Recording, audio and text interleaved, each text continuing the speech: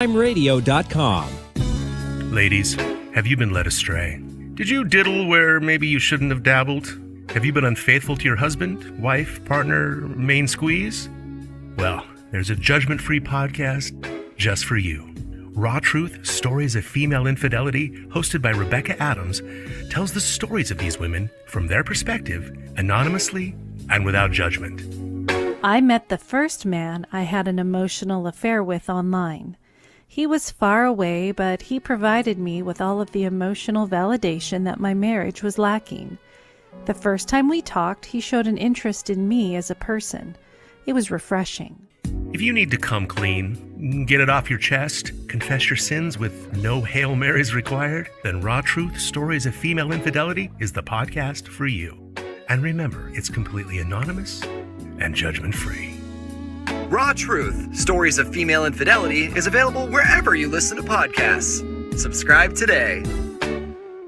Hey, Mike. Yeah, what's going on? Do you know there's a better way to experience music today? Why, yes, I do. Campfire Audio makes top-notch quality earphones for music lovers alike. Whether you're a musician, producer, or audiophile, Campfire has the perfect product for you. Campfire Audio springs from a passionate focus on refined audio reproduction. With a small team of highly skilled and dedicated craftspeople, they continuously experiment with materials and techniques to create something unique and special for the people who care most about it. Prototypes turn into a world-class earphone.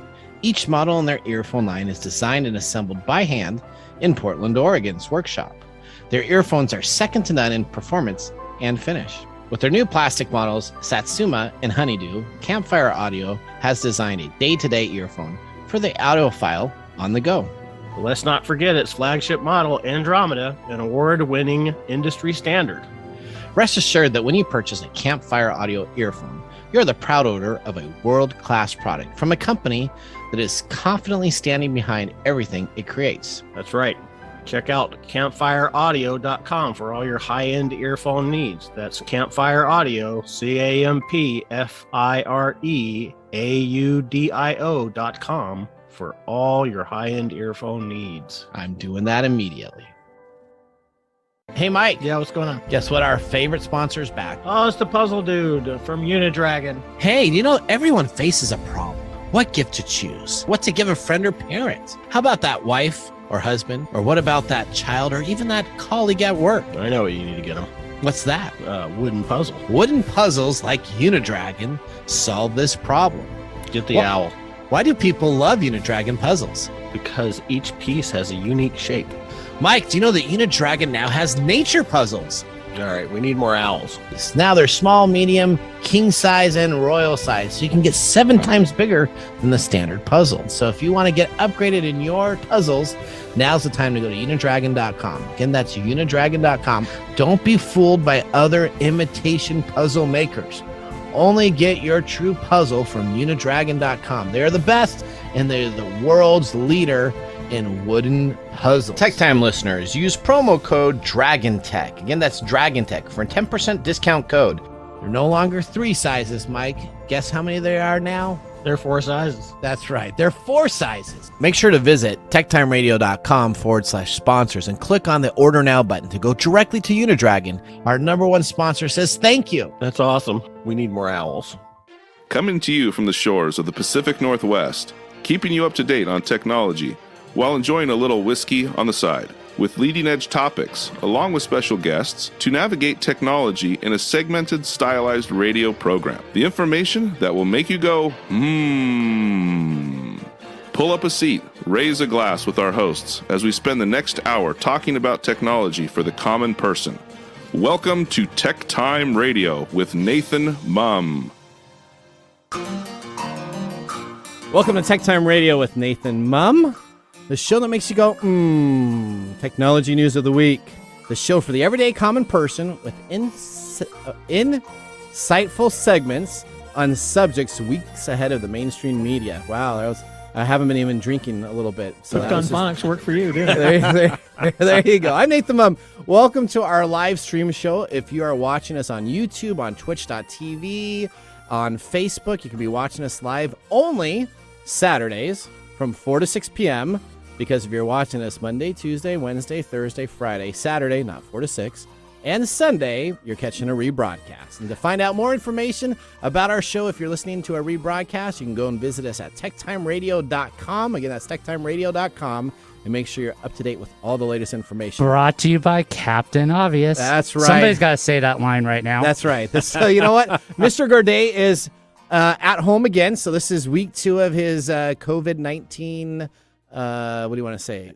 Recovery process. So as we all know, Mike was vaccinated. And he caught the Delta variant, and so but he's doing better. Yes, and he's doing better. So we played a couple games. He was on our Thursday staff meeting. He was kind of coughing up a lung a little bit still, but he will definitely be back next week. He was really excited to be there. He'll probably be online a little bit during some of these Twitch chat radio stuff. So if there's anybody on there, some grumpy old man, then you know that's going to be Mike in there. Chomping on in.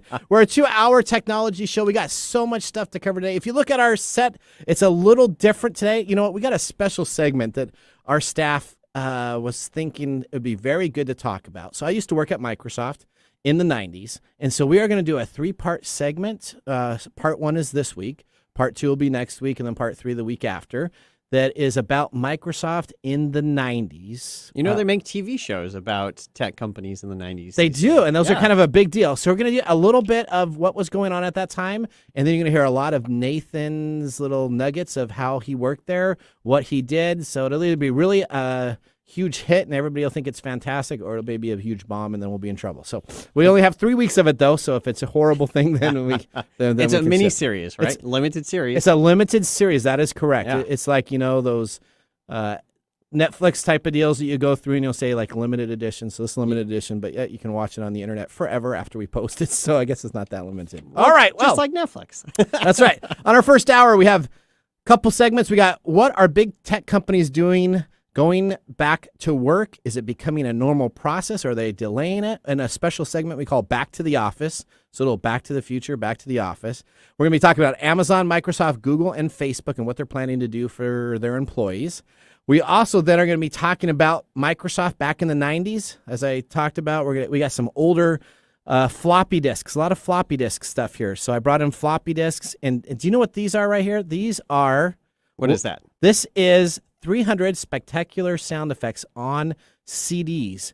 This is what you would have to purchase before the internet. We have clip art and other things. You couldn't just go to the internet and get sound effects.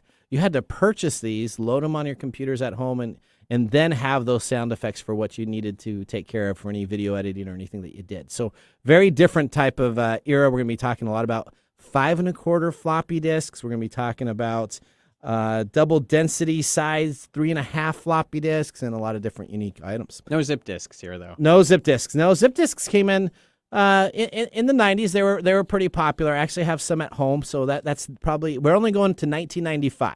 Okay. So Microsoft to 1995. Now the big blue zip disks that were out there, the Omega drives and everything like that, it's like 96, 97 time frame. So we're going to do up to 95. Then we're going to probably do 96 to 98. And then we'll do 98 and 99 just in those 2 years because there was a lot of technology changes that happened. So, in our second hour, and then we also have Just the Facts by Jonathan. He's got a couple of recaps on stories that we talked about last week, so he's going to bring those back in the facts section. We're also going to be talking about Google Pixel 6, the iPhone now, and a bunch of other stuff that Apple is going to be doing regarding photographies. Then on the second hour, we have our letter segment. We have Protect Yourself Today. We're going to be talking about breaches and cybersecurity issues that are going on. And then we also have a special segment that we're going to be talking about on Gamer Time that specifically talks about game development kits and what happens if they get out into the wrong hands. Game development kits are what essentially companies put on out so that developers can program and get stuff ready to go for big launches. We're going to be talking about what happens in that hardware, on the software back end, and a bunch of interesting stories. And then we may have a He Said What segment. There's a very end segment that is a very interesting segment, and sometimes people should close their mouths and not talk when they're in corporate environments. Somebody said something a little bit costly to a company. We'll be talking about that also. These aren't things that Nathan has said, right? These are not Nathan said. No, these are the no. I would not say what the He Said What thing. I would not say that ever. So no. Again, stay up to date with all the information at techtimeradio.com. Jonathan, we're going to start out with our loaded question of the day. All right, what as is we it? do to Mike. So this is the question here. Oh, that's a real... I'm going to do this one. I think this is a better one. What do you hate paying for? Okay, well, other than taxes, which is like an easy answer, but you get something out of taxes. Something I absolutely hate paying for is going to a restaurant and paying for a food that is supposed to come with your meal, specifically like a curry. Okay. So there are restaurants. Yeah. You go and you'll order a curry, but it doesn't come with the rice. So what are you going to do with the curry? You just have the curry and the sauce then? You don't eat the curry by itself. Correct. You eat it on a rice. Yeah. But the rice is going to cost you $3 or $4 more to get the single serving of rice to go with your curry. Which, if you're ordering it at a restaurant, you're ordering two things for your one meal. Yeah. It would be like if you went to an Italian restaurant and you said, I want the red sauce. And now it says, okay, well, your spaghetti noodles are $3 more. Do you ever have that? No, I have not had that, no. No, it's just crazy. So paying for something that should be included with a meal in order to make it to eat it is something I absolutely hate paying for. Just make it part of the meal. Okay. Okay. You know what? I would agree with you. I also don't like paying a lot of money for food either, because food comes in and it comes out. So it's a non consumable product of anything. People say, well, if you pay more money to get great food, it tastes great. But you know what? 10 hours later, that food that you put in your body is gone. So I don't get paying money for good food either. But that's okay. I'm a cheapo on that. All right, but hopefully you're not a cheapo, and hopefully that. But the best thing. Dick's Burgers. You can go buy cheapo Dick's Burgers, and those things are the best things. 3 of those fill you up. A cheeseburger for $1.19. Boom, and you're ready to go. Okay. All right. So that was our loaded question of the day. And if you're not from the Seattle area, be careful when you're Google searching that. So, Dick's Burgers. Oh, yeah, probably not a good thing to do. But you better add the word restaurant when you Google it if you're outside the area. That's right. That'd be very good. Now, if you want to join us on the show, we're going to have a little bit of time, probably the second hour. So you can call us at 425-373-5527 or 1-888-298-KKNW. Again, that's 1-888-298-KKNW-5569. And if you got a question, David will ask us, and we may get you on the air. All right, we're going to move right now into our first segment of the day. What's happening in the world of technology? This is our top stories in the first 5 minutes.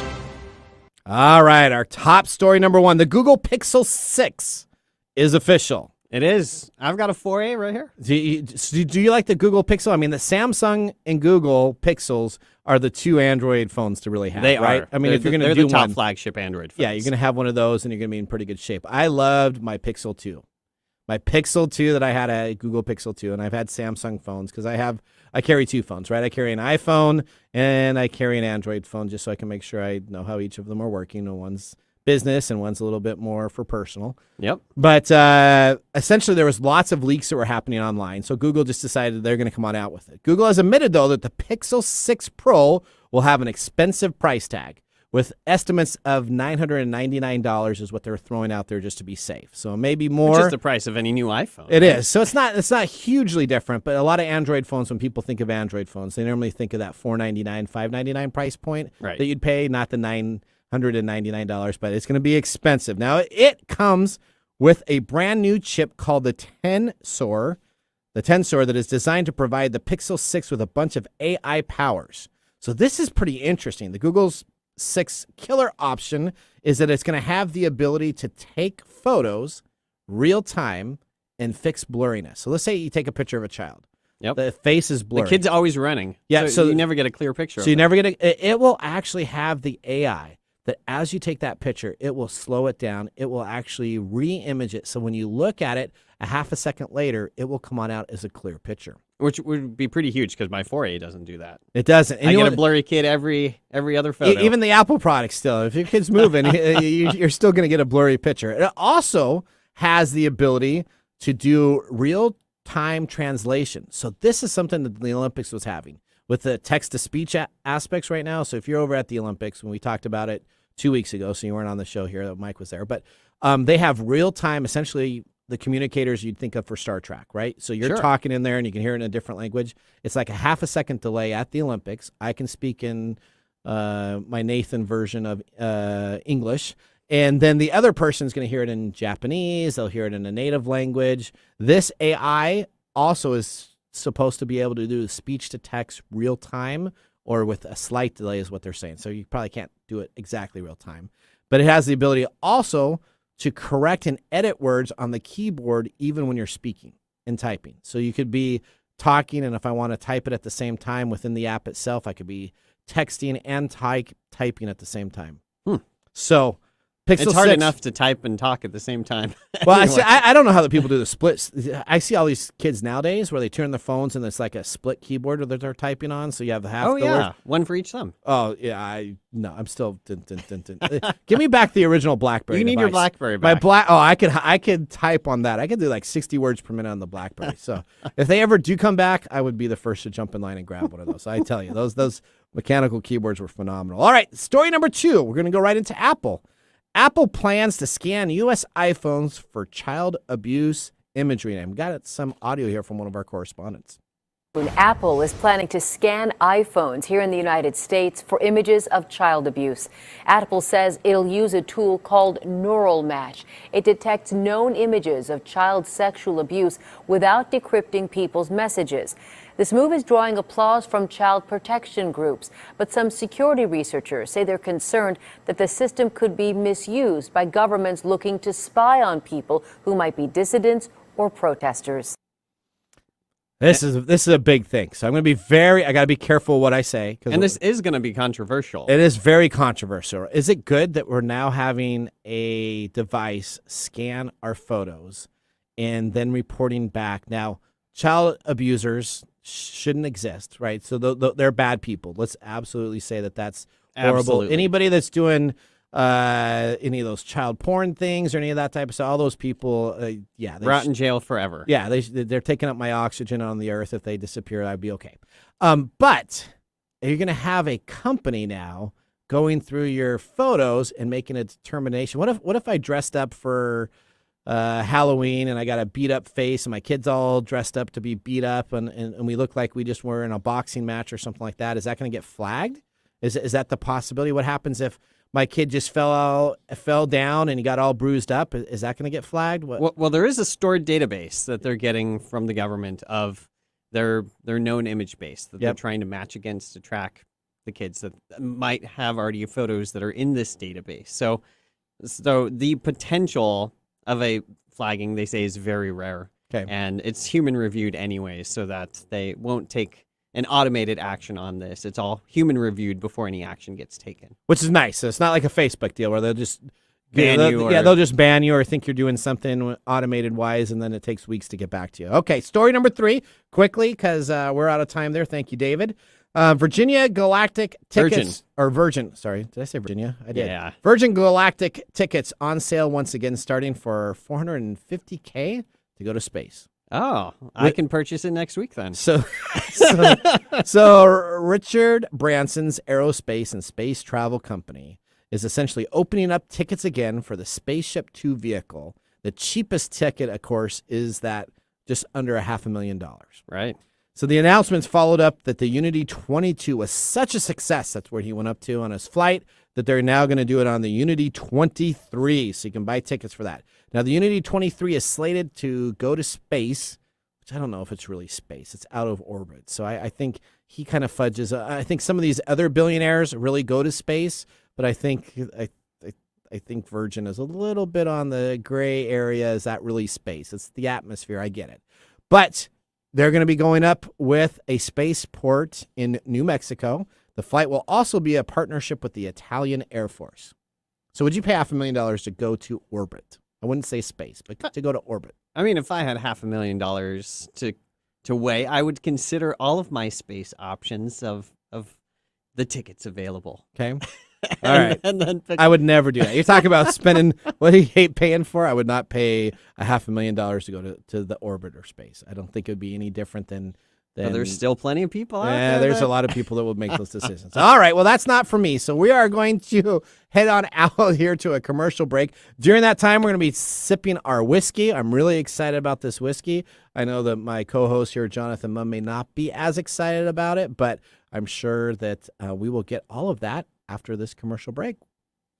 Hey, Mike. Yeah, what's going on? Guess what? Our favorite sponsor's back. Oh, it's the puzzle dude from Unidragon. That's right, Unidragon. Yep, unidragon.com. They have a brand new item. It's called the Playful Parrot. It's a 5-in-1 puzzle that comes on out that actually comes all the way up to the brand new size, which is the royal size. Now they're small, medium, king size, and royal size. So you can get 7 times bigger than the standard puzzle. What do you think about the Playful Parrots? Being a pirate adventurer that you are, Mike, what say you? Oh, the owl's jealous. The owl's jealous? Uh-oh. Yeah. What's the owl saying about the parrots? Oh, there's 5 of them and 1 of him. That's right. That's what happens. You know what? When you're the original, sometimes you get replaced and upgraded. So if you want to get upgraded in your puzzles, now's the time to go to unidragon.com. Again, that's unidragon.com. Don't be fooled by other imitation puzzle makers. Only get your true puzzle from unidragon.com. They're the best, and they're the world's leader in wooden puzzles. Tech Time listeners, use promo code DRAGONTECH. Again, that's DRAGONTECH for a 10% discount code. Discount expires on August 1st, 2021. They're no longer 3 sizes, Mike. Guess how many there are now? They're 4 sizes. That's right. They're 4 sizes. Make sure to visit techtimeradio.com/sponsors and click on the Order Now button to go directly to Unidragon. Our number 1 sponsor says thank you, and the owl is jealous.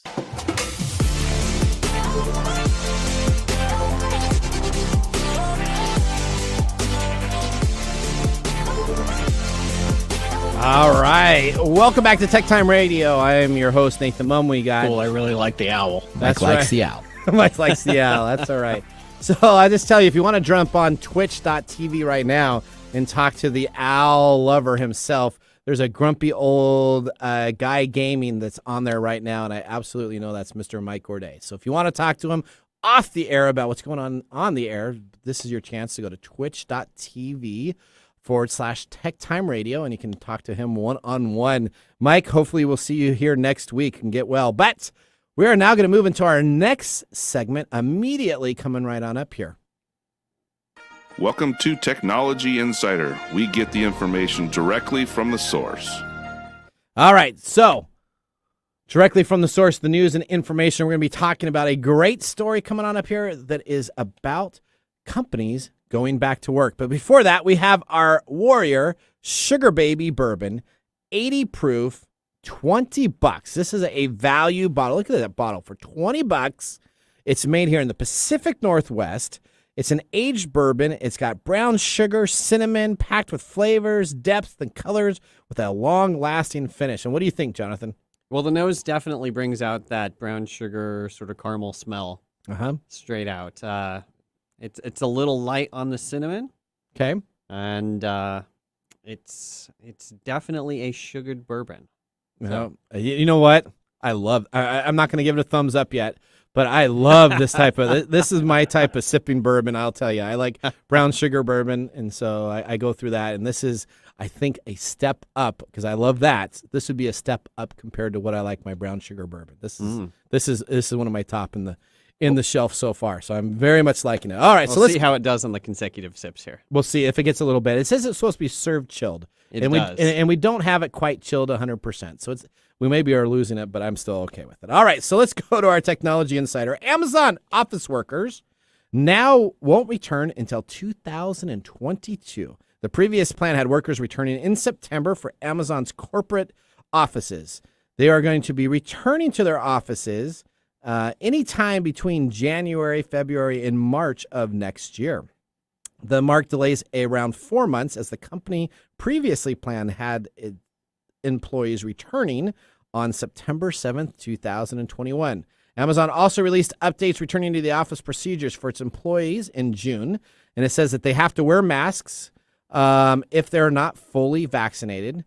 The company says that they can return to the office with guidelines that states the employees could have a hybrid work model, so they could have the ability to do that. Of course, Amazon workers, like the warehouse workers, they're blue-collar workers. They're blue-collar workers, correct. Workers. And Whole Foods staff have been working throughout the pandemic. In October 2020, Amazon reported that from March 1st to September 19th, 2020, almost 20% of its frontline employees had either tested positive or had the actual positive reinforcement of COVID-19. 20% of the workforce? 20,000 20,000 of its front line. So I don't know what percentage that actually is. Yeah, 20 is that 10%, 5%, 10%? I don't know. But Amazon says that it will require all masks wearing for non-vaccinated employees. So that's what Amazon is doing. Now, let's take a look. There's other companies, though, that are What's following in a Microsoft? similar suit, Let's right? see what Microsoft's doing. We're going to be talking a little bit about them later. They are requiring a proof of a COVID-19 vaccination to enter any of their buildings in the U.S. It will fully open its office no earlier than October 4th. Microsoft has informed employees that it will require proof of vaccination for anyone entering a Microsoft building starting in September. Employees who have medical conditions or a protected reason, such as religion, that prevents them from getting a vaccination can get a special accommodation. The company also pushed its full office reopening date from September to no earlier than October 4th. So they delayed opening up their offices for everybody to return. Now, Google, let's see what Google is doing. So Microsoft has, you have to have proof of your vaccination. Right. We have Amazon that doesn't necessarily need proof, but they want you to wear a mask if you're not vaccinated. Right. I don't know how you go about that without showing proof. I think that's a little bit. Yeah, I've seen honor systems as the main way that companies are trying to go about that. Yeah, I don't know. See, Microsoft said you have to have proof. So Right. so that's if you don't have, when you go in and you get vaccinated, you get a card and you get registered that says that you have been vaccinated, so that they're going to want proof. So Google will require employees to be completely vaccinated before returning to the office as the first major tech company to require COVID-19 vaccinations to be a part before you can return. So Microsoft has kind of that little gray area with the religious exceptions and No exceptions if you're a Googler? So that Google is none. They're the only they're the first, because other companies have announced it since, but they're going to require that you have been vaccinated. Google will require that employees be vaccinated before they are allowed to return to the company, CEO announced. The announcement makes Google as the first major technology company to require that employees be vaccinated before they return to work. The news comes specifically in spur of the Biden administration report of planning to announce a requirement of federal workers to either be vaccinated or face frequent testing for COVID-19. So they are piggybacking onto that. Now let's talk about Facebook, our favorite company, right? So we talk about Facebook and Amazon all the time on here, and to the point where YouTube sometimes thinks that we are being paid by these people, but no. But it's another tech company. I would think they would be following exactly the same as the other three so far. Okay, so Facebook will require U.S. employees to be vaccinated. They're expecting people to follow into the process of being vaccinated to return to work. All of their campuses will require people coming on back to have vaccination information available so that they can have that in medical records to evaluate them before they can return. If you have other religious reasons, situations will evolve and they will do a case-by-case basis. So they're kind of a little bit of the Microsoft. Right, that sounded just like Microsoft. Kind of the Microsoft deal, but Facebook expects to reopen its offices fully in October.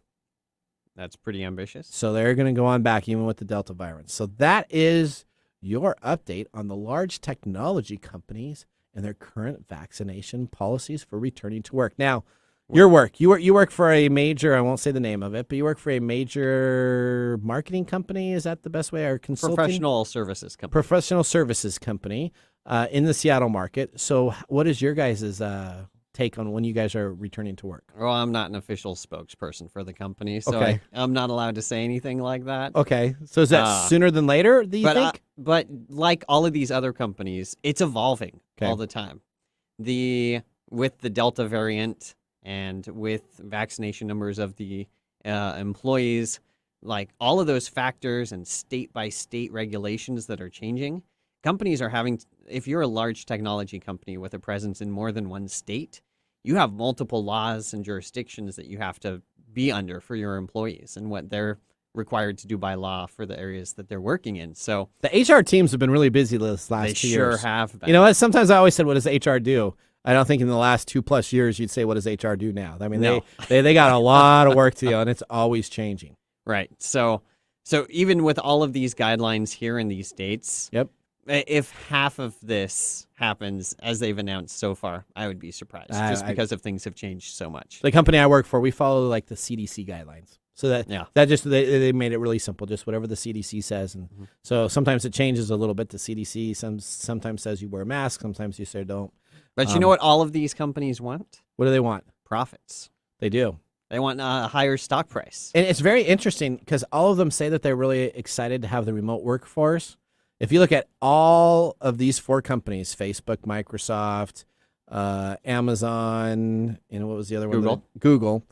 All of them want their employees to return. So they do say out there to sound really good that, hey, we love the work from home type of solution, but they want their employees back. There's a part of being there to get requirements done, large projects done that I think people are missing, and having that interpersonality conversation of what's going on and being able to bounce ideas off isn't the same remote. No matter how good of a Zoom meeting you have, you're not going to ask somebody, hey, what about this code? Hey, what about this? What's going on here? You don't get that same interaction that you have. You don't. The employee interaction is hard to get. It is. All right, well, that is our segment, Back to the Office. And we're going to take a commercial break. When we come on back, we are going to have a special 3-part segment here about Microsoft in the 1990s. And it's going to be very entertaining, very interesting. We will figure out if this goes down a divergent that we need to get back to quickly. If people start fading away real quickly, we'll know about that. If nothing else, we'll have our Twitch follower there, Mr. Mike Gorday, will keep us straight to say, hey, make sure you're talking about stuff. But you're not going to want to miss this. Because I worked at Microsoft for 10 years, and I've never had these conversations with anybody. This is going to be new for you. You're my brother. You've known me your whole life. Yep. And this is going to be new for you. It'll be new for a lot of other ex-employees I've worked with, a lot of other companies. We're not going to get into some secrets or anything that will get me in trouble. But I'm going right, because then we'd need that segment of He Said What. That's right. then my NDAs and all those will get in trouble. But we're going to talk about what it was like back in the 1990s working at Microsoft. We're going to see you right after this break. I'm Nathan Mumm. We got Jonathan here, David Brown behind the board. We'll see you after this. Did you know that up to 12 to 15% of Americans grind their teeth at night while they sleep? Yeah, it's called bruxism. I used to work at a sleep lab, and we used to measure that, and it leads to a lot of problems like headaches and destroys your teeth. It wears down the enamel, and it's just very hard on your mouth. So every once in a while I'll wake up, my jaw will hurt. Do you think I'm grinding my teeth at night? Yep. Well, so how do you go about protecting this then? The number one recommended way of protecting yourself from teeth grinding is what's called a night guard, which is a custom fitted prosthetic that you put inside your mouth. It usually runs, hundreds of dollars, but I know our sponsor, Smile Brilliant, can get you custom fitted night guards for as little as $45 a piece. So if you go to smilebrilliant.com and use TechTime Radio at checkout, you can receive 20% off your complete order. So visit smilebrilliant.com and use the TechTime Radio at checkout code. Hey, Mike. Yeah, what's going on? Hey, have you heard of the Highbrow Drivel? No, but it sounds smarty pants to me. Highbrow Drivel delivers hilarious takes from serious experts. Every week, comedian Anthony Janot introduces one of his comedian friends to an academic, scientist, politician, or expert of some kind. Oh yeah? And what do they do? Over the course of roughly an hour, the group will offer thought-provoking topics, expert guests, and hilarious commentation. Well, that sounds awesome. Host Anthony Janot is critically acclaimed stand-up comedian who has sold out shows in Australia, England, Scotland, Sweden, and more. But we're talking specifically about his podcast now called The Highbrow Drivel. Topics range from ethics and artificial intelligence to astronomy and dinosaurs. Really? Oh, I love dinosaurs. Do they talk about owls? Every week, it's a new comedian, a new expert, but the same Highbrow Drivel. Highbrow Drivel is available on all major podcast players and at www.highbrowdrivel.com. Again, that's www.highbrowdrivel.com. Yeah, that sounds like smart nonsense. Can't wait to listen.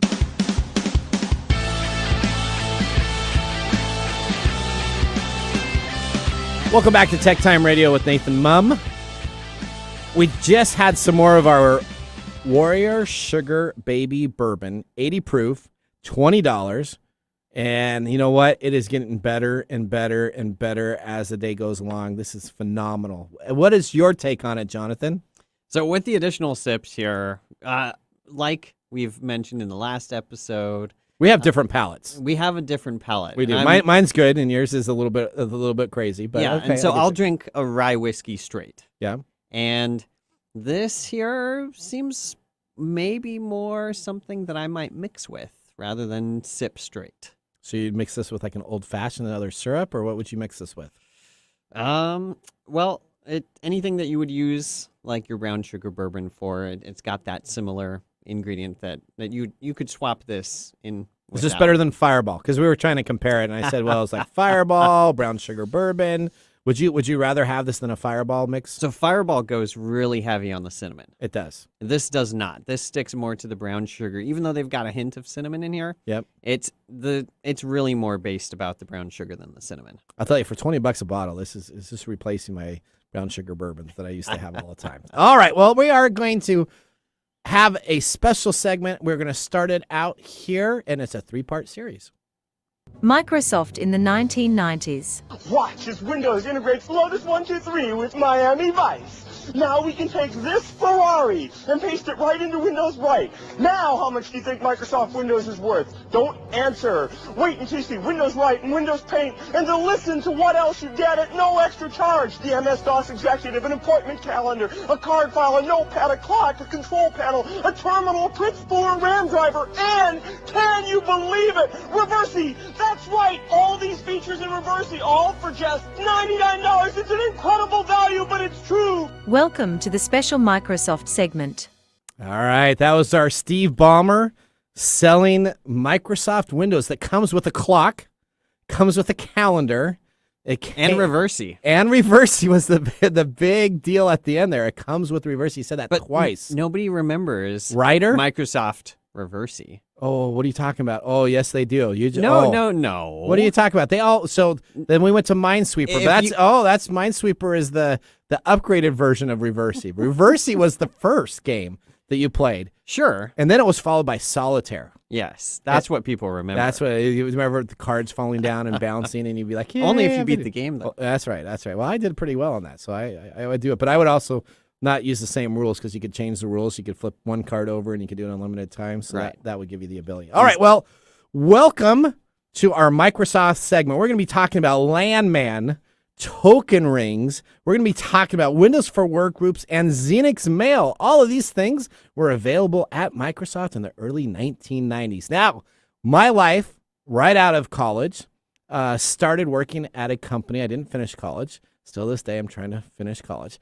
I started working for a software company, and we won't go into, if you want to find out how I got the job at Microsoft, it is unbelievable. You can just Google Mum's the Word on the internet at the Everett Herald, and it will come on up, Mum's the Word, and I guarantee you will find it. It talks all about my story about getting to Microsoft. But as we got to Microsoft, first couple of years I worked at Microsoft, 1993, 94, the first 2 years I was a vendor. So I worked at Microsoft.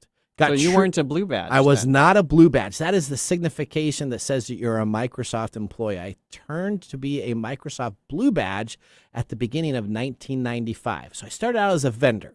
Now, there was a huge lawsuit that happened in the early 90s that Microsoft essentially ended up hiring a lot of these vendors as full-time employees, and I was one of these people that got a full-time job at a later time. But a vendor at the very beginning of Microsoft's time was treated just like a Microsoft employee. There was not a real stigma between one or the other. It just meant that Microsoft didn't have enough time to hire you, so they were hiring from tons of different companies so they could keep up with the staff itself.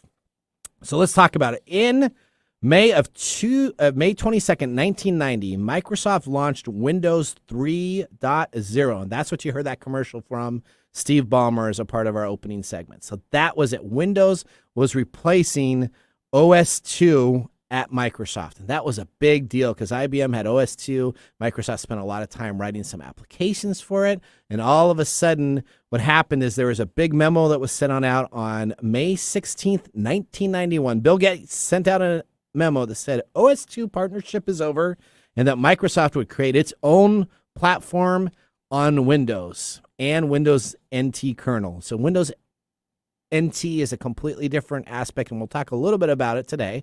It was pretty interesting. But essentially, they decided that Windows would become their favorite platform to develop. Now, you said a memo. Now, this wasn't like a post or an email that came out. So let's just talk about this. This is 1991. We're using Token Wing.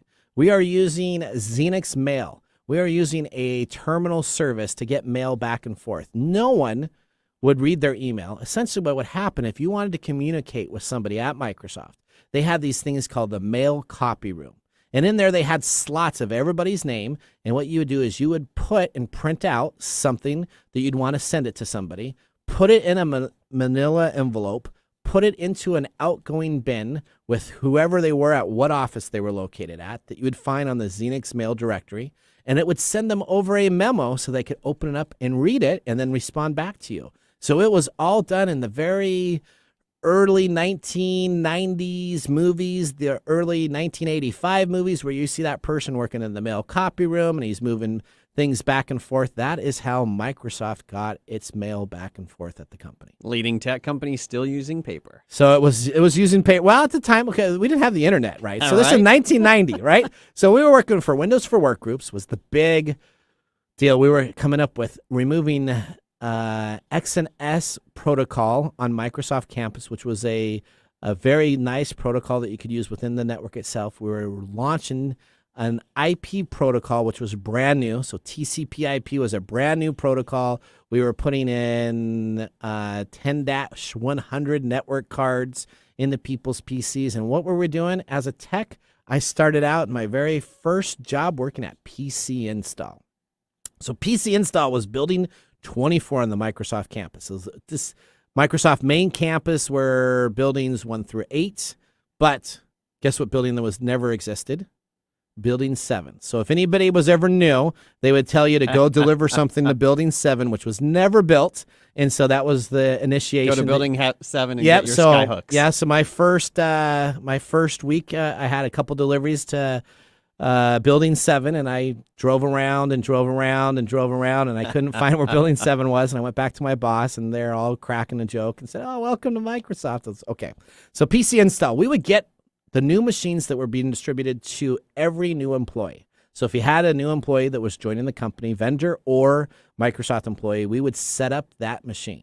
Right. Big, compact LTE laptops with docking station. These are 386 PCs that were laptops. And what we were doing most of the time in there is we were working on installing sound cards. Back in the olden days, they had IRQ ports. So you could only set up a sound card on a certain IRQ port. And we would open up these cases, put these sound cards in, make sure the network card loaded. We would manually buy disks. That's what we have here. We had disks that we would load the operating system. You put one disk in, and then you take it out. You put another disk in and take it out, another disk in, and he would load up on the hard drive all the information that was available and deliver it to people. Now, if you didn't have YouTube, if you didn't have Spotify, if you didn't have a Zoom video call, what are you using your sound card for? So you were using our sound card back then. You were losing it so you could listen to your CD if you had because your physical CDs, your physical if you wanted CD to listen during work. Yeah, if you wanted to listen to work.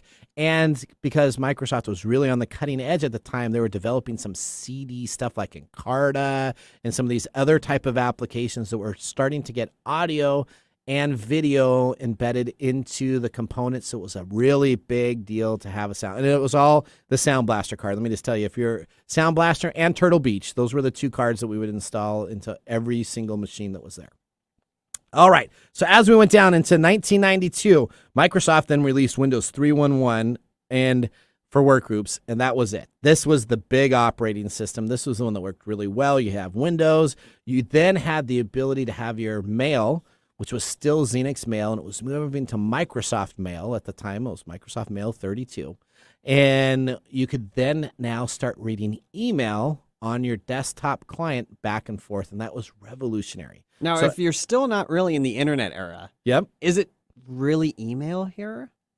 Well, yeah, because it's internal. So I could send an email instead of me having to put my information into interoffice mail. Now, interoffice mail still existed. So if I wanted to do any receipts or anything I needed to do, there was no scanners that were working back then at the time. You'd still have to send it over to HR, and they'd have to scan all the items there. The mail copy room was really important because you got your newsletter every week. It was called the Micro News. And that was the only way to know what was going on with the company, because they wouldn't send out mass emails for the company. That wasn't something that was allowed or that was really frowned upon, because our mail system couldn't handle a global email. It probably would have shut the servers down. So you would go into your mail copy room on Fridays, and you'd get your micro news, and it looked like an old newspaper. Everybody would open up. They'd have wanted ads in there. There's people selling used equipment. It was a good old-fashioned little nickel type of magazine that you would read through about Microsoft itself. So how many emails would you get in a day? So we're in 1992. Right. I would get probably 3 In a whole day. in a whole day. And if I got 3 I wouldn't check. I'd probably check it in the morning. I'd probably check one right after lunch, and then I'd check it before I leave. And if I got one, then most of the time, instead of responding an email, I would walk down to the person. They say, hey, come and if you got some time, let's talk about something. And I would just go and walk down and talk to somebody if I got an email. So that was essentially what was available. Now, all of a sudden, we're starting to move up to 1993. By 93, Windows had become a widely used graphical user interface. Fortune magazine named Microsoft in 1993 the most innovative company. That's when I started working there, operating in the year. It had a infringement class action suit that was brought by Apple Computers and other computer industry stores. Essentially, Microsoft was now creating a new line of its operating system called Windows NT 3.1, or I believe it was called Daytona was the beta name for it, or that may be the 3.5.1. I can't remember if that was 3.1 or 3.5.1, but essentially they were coming out with their own operating system. So are you still in the PC install department at this time? So 1993, I'm just finishing off the PC installs, and now I'm starting to move over into a roaming tech. Essentially, I would go to this building called Imperial Square, and I would sit there and I would get tasks in buildings 8 and 9. And if there was Not building 7. Not building 7. And if there was anything that needed to be done, I would drive my car on over, and I would park there and I'd take care of stuff. And so I'd do deal. Now, 94 comes around, and all of a sudden I moved up to, I was now working in what was called a mini. Essentially, I was working in building 1. This was the NT building, and I was in the garage. As you pull into the garage in building 1, at the very back wall, there was this little storage area, and that's where the techs would go into. So in the middle of the snow, it was freezing outside. You had to bundle up. But we'd sit down there, and we'd have a call tracking tool called Call Tracker, and we would wait for tickets. And when a ticket came in, we'd run on up to take care of items in 1994. So even then, the IT department is still in the basement. Still in the basement, absolutely. And you get a call up, and you run up, and then you get back down, and that. But now, all of a sudden, 1995 comes on out. Okay?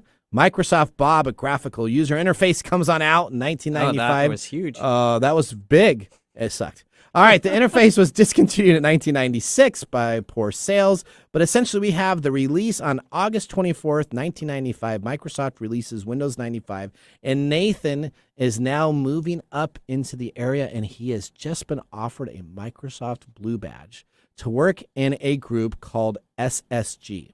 Out of the basement. Out of the basement. I became a senior tech for a couple buildings, and then after that I got an offer to work because I was very proficient on fixing Toshiba laptops. Toshiba laptops were it. And so I could go in and I could fix a laptop, take it apart, put everything back together, work on the BIOS with that and the engineering company at Toshiba. There's a lot of Toshiba laptops across Microsoft. So I got hired specifically for my laptop skills of being able to break down a laptop and repair it back as a Microsoft Blue Badge. 1995 comes around, we release a brand new operating system called Windows 95. Windows 95 is the biggest thing to hit. It was huge. Parties, throwing, it was a brand new operating system. It is still what you kind of see on the user interface in today's Windows products with the Windows bar in the bottom left-hand corner. And it was a huge extravaganza. So we are going to end our segment here. When we come back in our part 2, we're going to talk about Windows 95 release party. We're going to talk about the craziness that happened. We're going to talk about the gold CDs that were available, that were passed out. Everybody had hundreds of copies of Windows 95.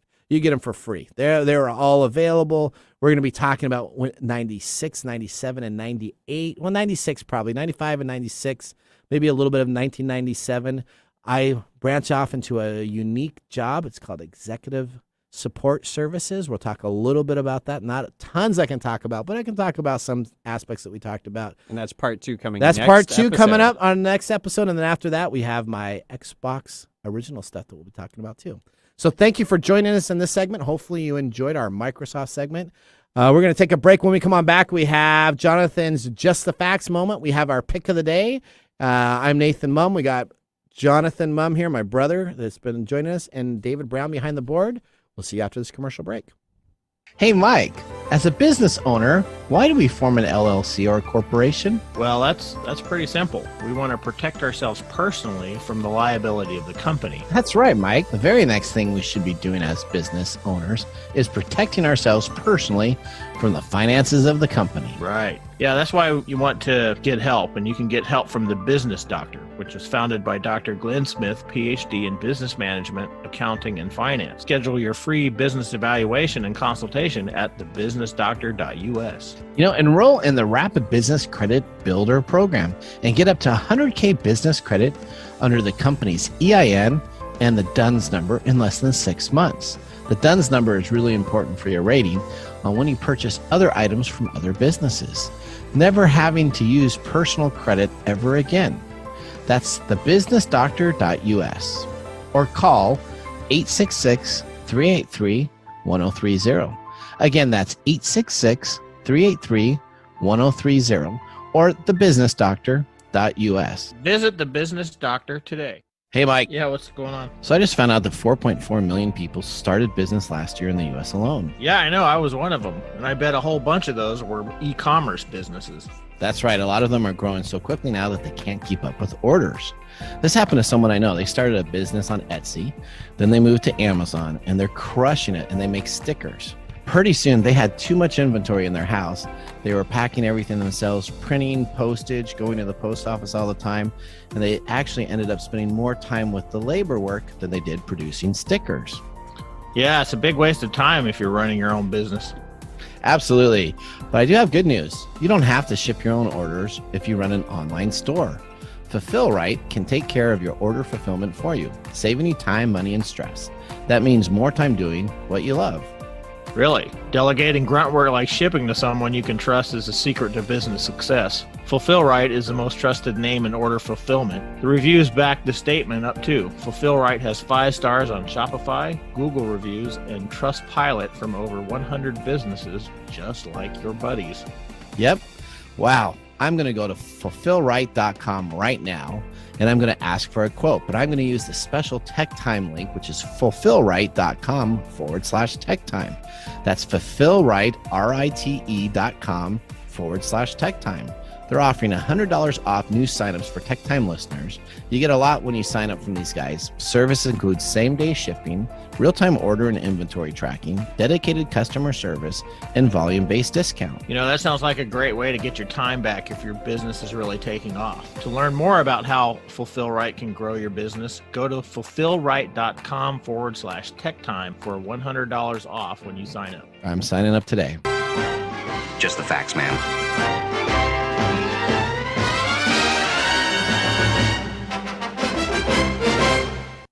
Well, Nathan, last episode, I got into the summary at the end. We talked a lot about female involvement in the video game industry, in the movie industry.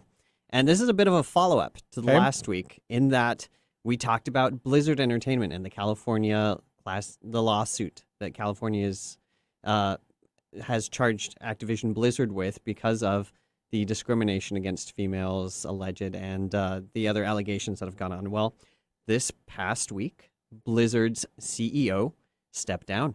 Yep. Over these allegations, their head HR person also stepped down. And in their place, just like we talked about last week, they have appointed as their new CEO a female, Jen O'Neill, but also another CEO, Mike Ybarra. So he used to work at Microsoft, didn't he? He did in the Xbox department. Aha. And Jen O'Neill had previously led Vicarious Visions, a video game studio that then became part of Blizzard. So a bit of change at Blizzard already, like we talked about last week, getting more females higher up in the video game industry, giving them those leadership positions. It's a little unfortunate, perhaps, that she's still sharing it with another guy, but we'll see how that goes. We'll see how that goes. That's a great follow-up. And I know we have a couple other things to be following up on as we have our next hour starting soon. Our second hour, we're going to have our litter segment.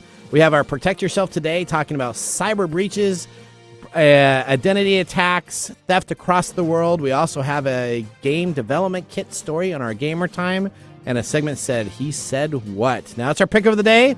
Warrior Sugar Baby Bourbon, 80 proof, $20. Double thumbs up for Mr. Mum. I'm going to give it a happy thumbs. What do you say there, Jonathan? As a straight drinker, unfortunately, it's a thumbs down, but it's a great mixer. So if that's what you want, go for that. There you go. All right, I'm Nathan Mum. We got Jonathan, David Brown. We'll see you next hour. Bye-bye. Thanks for joining us on TechTime Radio. We hope that you had a chance to have that moment today in technology. The fun doesn't stop there. We recommend that you go to techtimeradio.com and join our fan list for the most important aspect of staying connected and winning some really great monthly prizes. We also have a few other ways to stay connected, including subscribing to our podcast on any podcast service, from Apple to Google and everything in between. We're also on YouTube, so check us out on youtube.com/techtimeradio, all one word. We hope you enjoyed the show as much as we did making it for you. From all of us at TechTime Radio, remember, Mum's the word. Have a safe and fantastic. The views expressed on this program are those of the host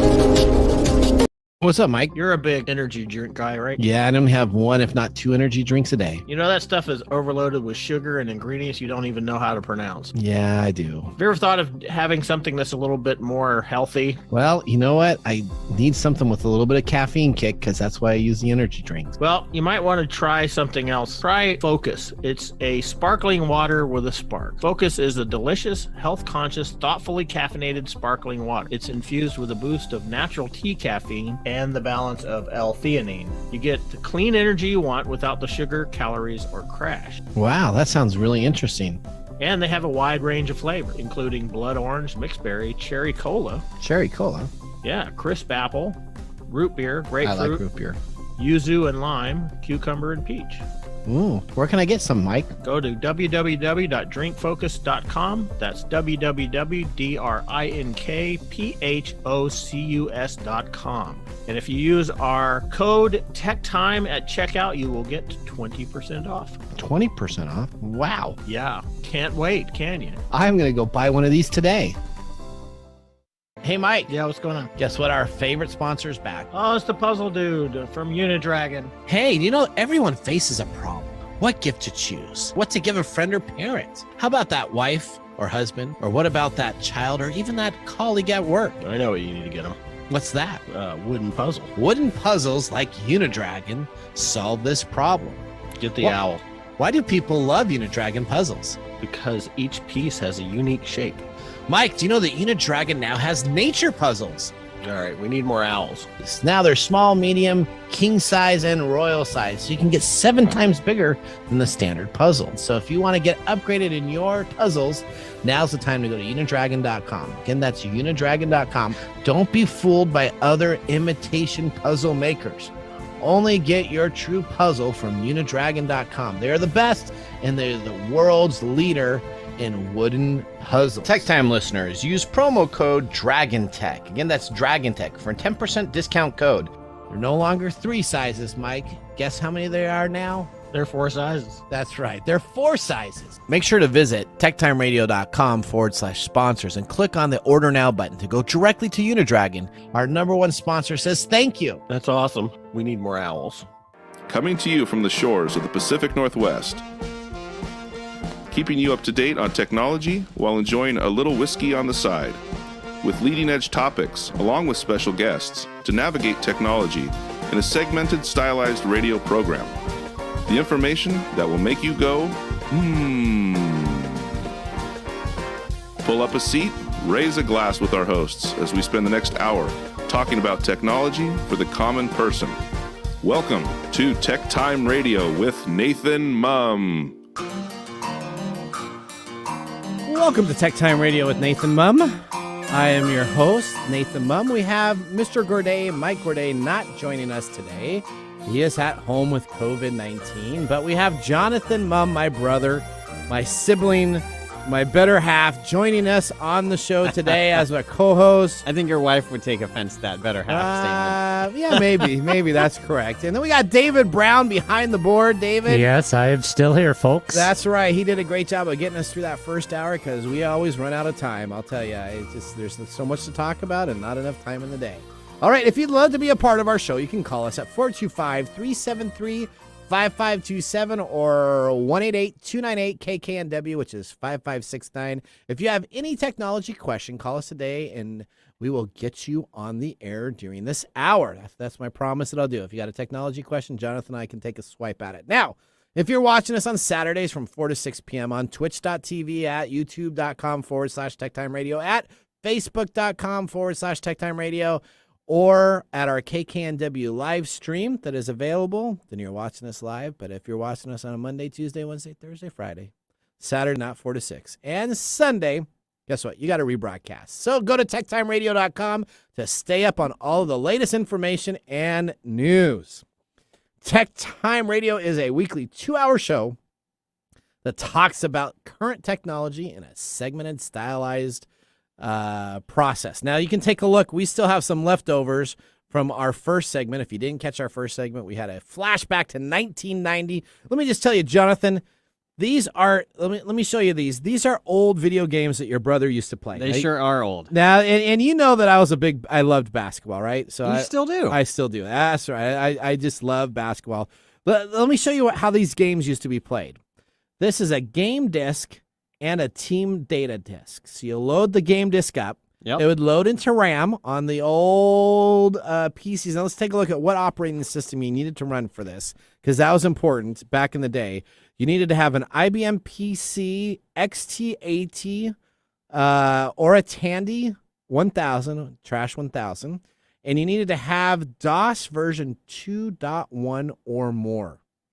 That was even pre your time at Microsoft. Well, yeah, but I was still playing video games in high school, so this is absolutely my time. And if you had the Roland MT32 sound module, you could listen to the whole beep, beep, beep, beep, all in full stereo sound. Now, nothing's better than having James Worthy, Kareem Abdul-Jabbar, and a pixelated deal doing a slam dunk, and Charles Barkley on the he played for the Suns, but he actually started with the 76ers back there playing. And this has this team that no one even knows about anymore. It's called the Seattle Supersonics. So you could play as, I think it was as Pierce and Tom Chambers were the players that were the big Tom Chambers, our center. Yeah, so nobody knows who that is. But okay, this is a technology show. Yeah, this is a technology show, not the sports show. That is. Do you know what these are? Those are PCMCIA cards. That's right. This is how you got to the network, because they didn't have networks back in laptops anymore. Right. They didn't have so nowadays you could buy a laptop and it's either wireless or you have a wired adapter. None of those came with it. It was too hard and they couldn't keep up with the technology. So you had a little slot on the side of your laptop that you would plug this into, and then a big dongle would hang out on the side and you'd plug it into the network itself. That's right. And even when I went off to college, my first laptop did not have network connectivity. See, ISDN card? Oh, that was like the screaming speed if you had an ISDN line that was in there. It had a bunch of old bulletin board services. You remember those things? I do. Bulletin board. Oh, those were the days. You go there and get all of your illegal video games you would download. As we look through, I have a bunch of floppy disks here. You were talking about it off the air. I got a bunch of video games. And back in the old days, what would you do? Your buddy would buy a video game, and what would you do? You would share it. That's right. You would go and you'd copy it on your floppy disk so you could have the same game at the same time. The old term shareware was created exactly because people would take home their new software for their personal computer that they had, and they would share it. Yep. And so you made a demo version that people could legally share. Then they came out with shareware stuff that was available in the stores. They actually had like stores you could go into for like $3 and $4 and buy shareware version. Like that's right. Jackrabbit something, Jazzy the Jackrabbit. Jackrabbit. Yeah, was available. Great Wolfenstein 2D shooter, Wolfenstein 3D. Oh yeah, those were some great things there. Yeah. All right. Yeah, dude. Well, thank you for joining us on this show. We got our letter segment that we have coming on up.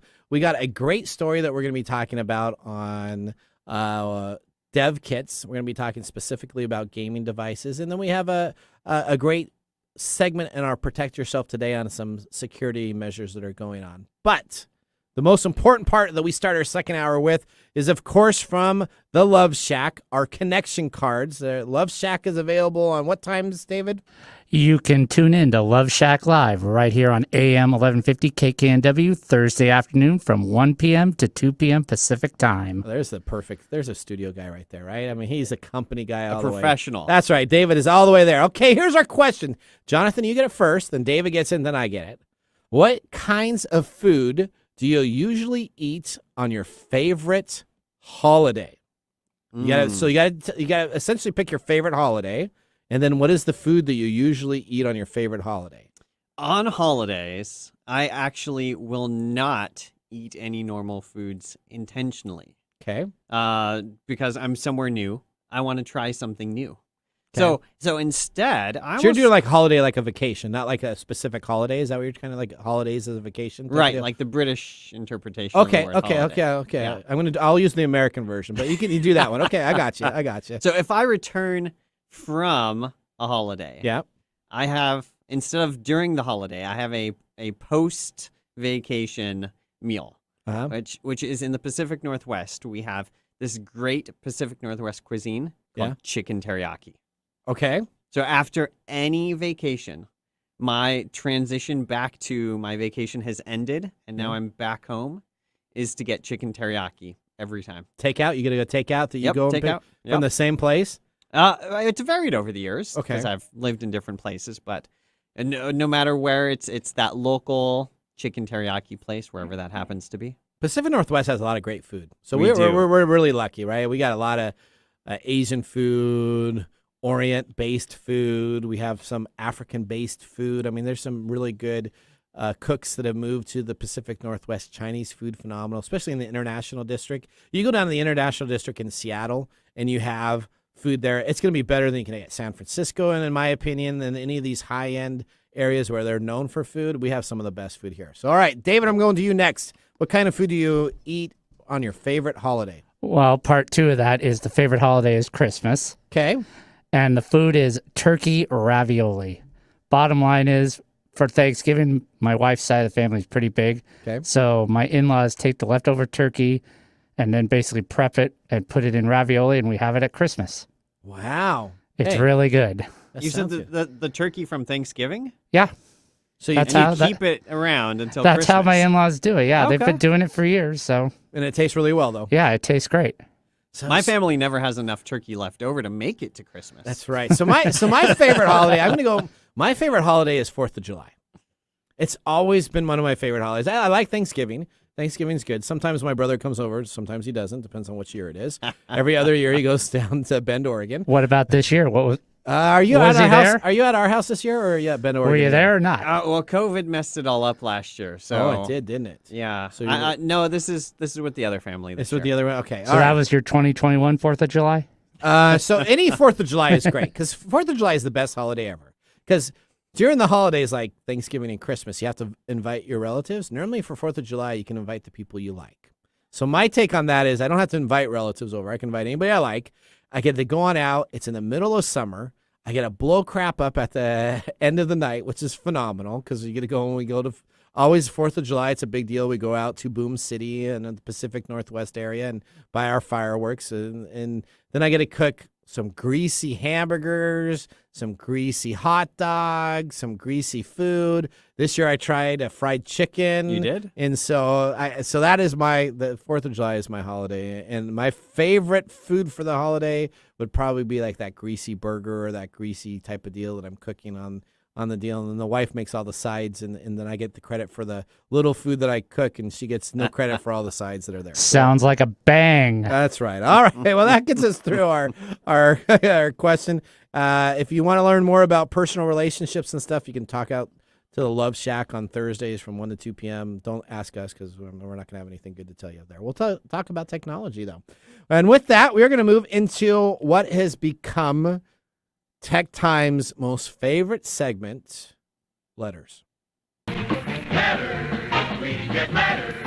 We get back and back of letters. Oh, letters, we get letters. And the letters all have songs. All right, welcome to our letters segment where we read emails that were sent to Nathan Mum during last week, and we get so many of these now. It is great. I literally have created 6 or 7 Outlook rules just to file through all these great items. I know that Jonathan and I passed out a bunch of these, and he was even looking at a couple, so there's some pretty funny things. But I'm going to start it out first with I got a foreclosure notice. Uh-oh. So my house is being foreclosed on. Oh, dear. I didn't know that, and I don't know how that's going to happen, but I guess it is happening because I got an email from Foreclosure Bay at YPPLMGXYZ.com. So that sounds That's like who you have your mortgage that is through, right? exactly who I have my mortgage with. Let me just tell you, that is absolutely comes on up. So the first thing with any email you get, Yes. if they're telling you or wanting to talk to you about a product that you're engaged with them in that transaction, you want to make sure it's from the company itself that you have. Yeah, that you're never heard of this company. Okay. So, but my house is going to be foreclosed on if I don't get this taken care of by the end of the month. So it's the end of the month, so pretty vague. This came out on August 3rd, so end of the month. I guess that's probably thank goodness it wasn't July, but I guess at the end of August, my house will be foreclosed on. Now I was scared, so I clicked on the link itself. Then what happens is it says Outlook has detected an unsafe link. So this came on up in my browser, which was nice to know. It is trying to send me to zomor.page.link.htpn. Now, that is not the same email address that I got on the foreclosure deal. So I'm so confused about how to take care of what I need to do. Now, it did say that if I wanted to continue on, I could proceed and continue anyways, not recommended. Now, I have a machine set up. A test machine. So I actually clicked on that. And then when I went to the page for my foreclosure, I found out that I had won a prize. Oh, great. So, was it another iPad? So it wasn't an iPad. No, it wasn't. So it was a cheaper. It was an Amazon Alexa. So, Amazon gives those things away. So that's like a $20, $30 deal. So it wasn't quite the deal, but I was so happy to find out that my house probably now, I guess it must not be going to be foreclosed on because they wanted to give me a prize if I would enter my name and I'd have to pay for shipping. Again, that's the big thing. That I have to pay for shipping. So they wanted my credit card so I could put in my credit card and get shipping taken care of so they could send me my free prize. So Jonathan, I was so confused. I mean, is my house going to still be okay, do you think? Now, let's see. Did that email even reference your address? No address. Did it reference your name? Nope, not my name either.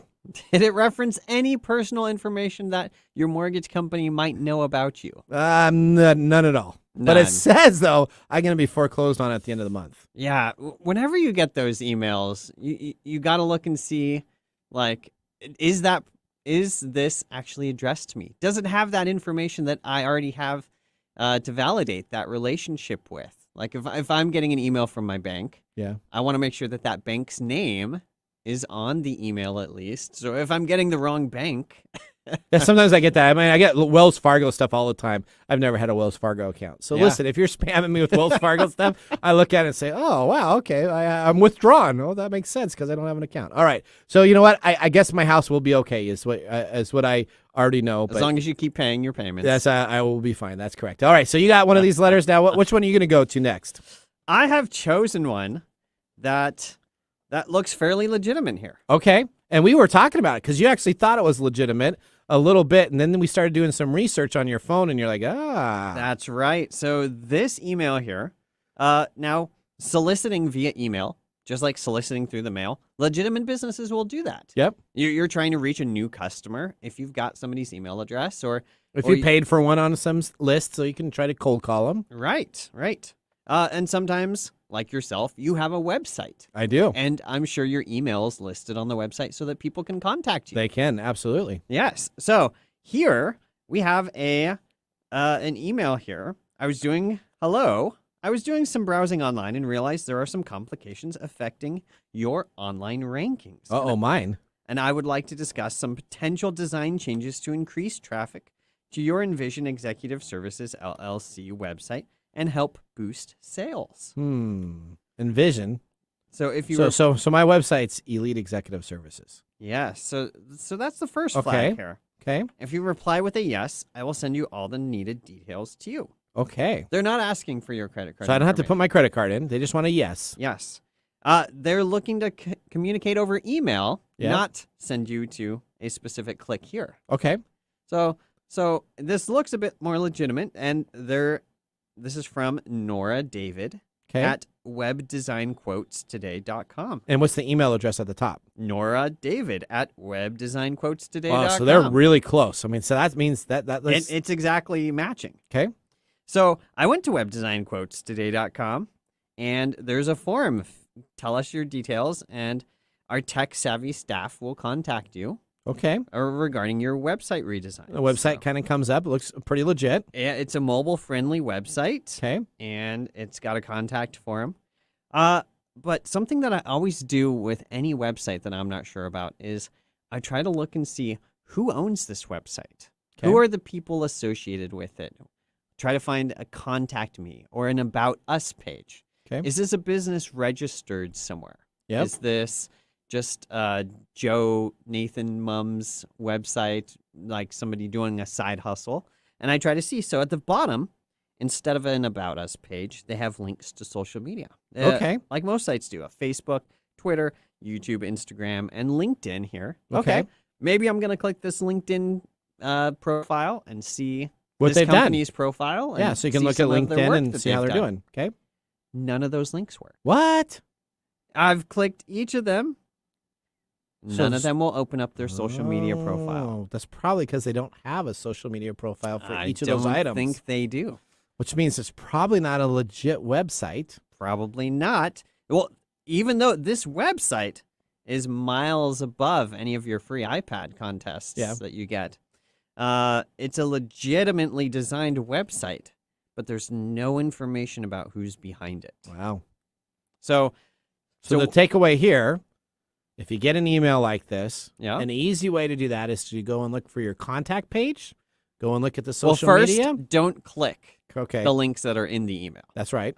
I manually typed in, especially this website design quotes to see what would happen. Again, Okay. I wouldn't even recommend that people do that Okay. because you should just click delete and report as spam here. That makes sense. But if you are at a website or you were searching to buy something and you ended up on a website to buy something that's not Amazon.com or another site that you're familiar with, look and see who's behind this website that's going to sell you this product. Is it a legitimate website? Because I've seen countless websites where foreign countries will just create a website with a product description that looks just like a normal retail site. Yep. With a full, give us your credit card information. They'll accept your payment. Yep. It'll be a normal payment. You'll get your payment received emails. Yep. You'll just never get your product. You'll never get your product. All right, one more quick one here that I'm going to do because I always like life insurance companies. I get hit up these people. So two things. People know your age, right? So when they send That's you an easy thing to find yeah, online. it's easy to find online. So especially if you have a Facebook account. You got a Facebook account, if you got a LinkedIn account, if you have a radio program, they're going to find out about you or a Wikipedia page. Right. So they're going to find out. Two things that just kill me. One, now I get all these alerts for like global life, and I get the silver singles. Now the silver singles one kills me because that means I'm over 50. So that's just killing me about you can do these singles. Now I'm married, so I don't need to do the singles aspect. But just getting those every single time I read them, I'm like, oh man, I'm getting old. And and how old are you? Are you going to disclose that? I think I'm only like 47. I think 47. I think I'm turning 48 this year. That's right. So I'm not quite the silver singles, not in the 50 area, but I get all the silver singles emails, and I'm like, oh, and I delete them. I would never look at the singles thing, but before at least I got like the 30s and the 40s type of deal. I felt okay, but the silver singles, okay. All Maybe right. they're just judging it based on your hair color. Or no hair. All right, so here, I always love these Global Life. For $1, I can buy $100,000 in life insurance and be covered tomorrow. Get your information today and verified in seconds. Okay, so first of all, any life insurance policy that I can get for $1, $100,000 coverage in seconds, you should be pretty leery about it. I can't get that. If I called any of my insurance companies and ask them, they're going to want me to take a test. I got to tell you this. I got to do this. I got to do previous history. You can barely get anything at McDonald's for $1 anymore. Yes, but I can get life insurance instantly with a quote. All I got to do is click on the link. Now, it comes from Global Life Alert. And tell me how many letters. I mean, is there? I think there's probably at least 50 letters in that email address. Is there? Oh, yeah. So that's totally. like A, B, C, D, 5, 6, 7, 8, blah, blah, blah, blah, blah, blah, blah. So first off, you look at the email address. There's no way anybody would ever type in. There is an asterisk after the $1, though. There is an asterisk after the $1. Well, so what is it saying that the asterisk is? That will pay for your first month's coverage. Oh, your first month's coverage. Yeah. So essentially, this is available and if you look at the back here, it's available in Texas. So the Global Life is available in Texas at 75070. When you actually look up the address that's available there, nothing comes up. So Global Life does not come up on that address. So I don't know where they have, but that must be their surprise office that they're having people go to. And this email here, this flyer itself, looks like a legitimate. It looks professional, life doesn't it? insurance with the asterisk saying, "Hey, this was your first month's coverage." As at your first $1. coverage is available. But I'm sure as soon as you click that, you're probably going to win another free iPad. I did not click this one just because I get so many of these. I just printed it out and said, here's another one that comes on in. But the rates are very low. As low as $3.49 a month are available. And they just have a lot of excitement with quotes, though. Let me just tell you that. If you're looking at this, look at the very top there. They love the quotes all over everywhere. Very unique. Yes. Just don't click on it because there's not going to do anything. All right, we'll go one more to you. Do you have one more there? I do have another one here, and this is the type that I just delete as soon as I see these things. It's got a picture of Shark Tank people on it? It does. Oh, it must be legit then. I'm sure it's a Shark Tank, right? The email for the cameras here. There you go. You've got a nice picture of the Shark Tank crew. Yep. And can these gummy bears really change your life? Oh, gummy Science bears. says yes. Okay. Click here to find out more. No. No. No. I should never get an email about gummy bears, first off.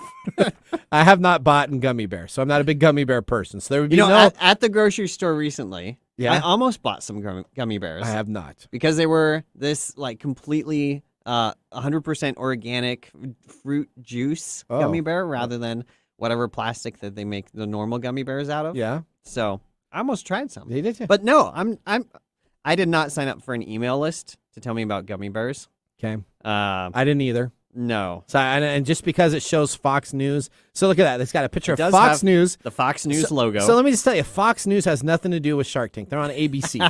So if you know anything about Shark Tank's on ABC. Nothing to do with Fox News. Clearly looking for some demographic that must like Fox News and Shark Tank, right, to buy gummy bears. Yeah. All right. And change your life. All right, we're gonna go. Don't take get it. me started about my email. I hate my email.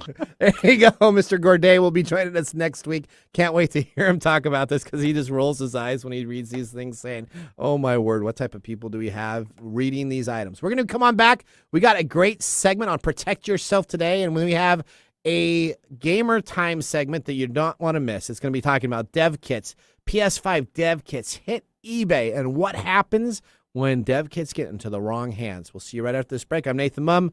Jonathan's over here as our co-host. David's behind the board. Upper Left Corner is a PNW true crime podcast now streaming on all major podcast platforms. If you get excited when your favorite true crime podcast tells a story about a place that you've been to or the town that you live in, then Upper Left Corner podcast is for you. Each week, I tell you a story of a crime that has taken place in the PNW and give you background about the town the crime occurred in. If you like true crime, check out Upper Left Corner podcast, now available on Apple Podcasts, Spotify, Google, and more. Ace Hardware is a helpful place with prompt, friendly service, knowledge, and the little things that make a big difference. Service. Selection. Advice. Community involvement. Competitive prices. Convenience. Located near you. And the things you need, such as house keys, lawn and garden, plumbing, electrical, hardware, grills, outdoor living supplies, and even nuts and bolts. When you visit Ace Hardware, you'll be greeted at the door and given the help you need. So come visit us at Ace Hardware in Evergreen Way in Everett, Lake Stevens, and now Stanley. Ace is the place with the helpful hardware, folks.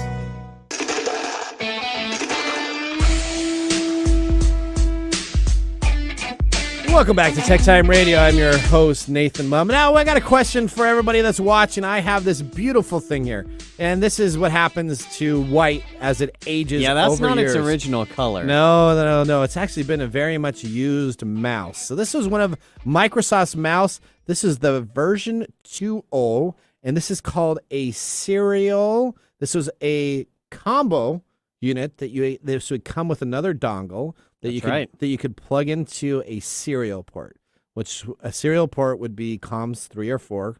Not that anybody knows, but this is just old technology. You'd plug it into the back, and you could drive a mouse. You'd have to tell your computer what port your mouse was on. That's correct, because if you had a sound card, you had to put it on sound card. We have to go on IRQ5. Your printer's on IRQ7. If you had a unique sound card, you maybe built IRQ10, but most of the games wouldn't work. And then you'd have to have IRQs 3 and 4 to have your input devices. So if you have like a scanner or any type of peripheral device, you go into that. And this is a specific plug. Jonathan, do you know what this is? I do. This is called the PS2 port. Not at all confusing with Sony's video game console of the same name.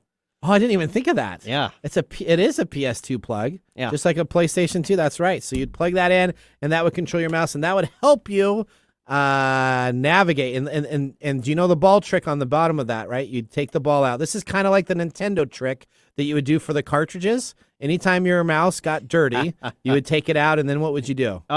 There's still dust in here. Well, I just pulled it out of some storage thing, so it's probably really actually been used last. Right. It's not an optical laser. No. They had these technology has advanced over the years. They had these little roller balls. The roller ball itself, you would have to take it out.